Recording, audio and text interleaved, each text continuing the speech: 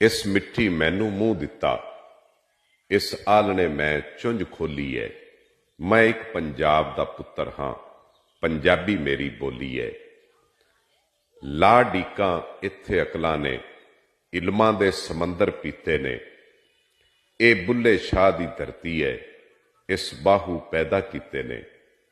ए टिल्ला रांझण जोगी दा, ए वारिस शाह दी डोली है।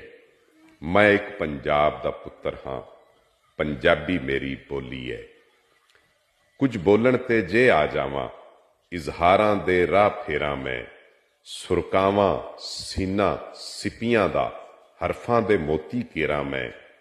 आ वेखो सजणों कोल मेरे, हरफां दी भरी पड़ोली है।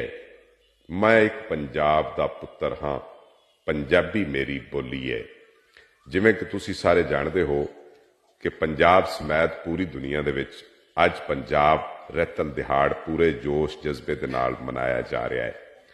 पूरी दुनिया दे विच वसण वाले पंजाबियां नूं मेरी तरफों पंजाब रैतन दिहाड़ ते नवें पंजाबी साल दियां लख लख वधाइयां। जिउंदे वसदे रहो ते पंजाब दा माण वधांदे रहो।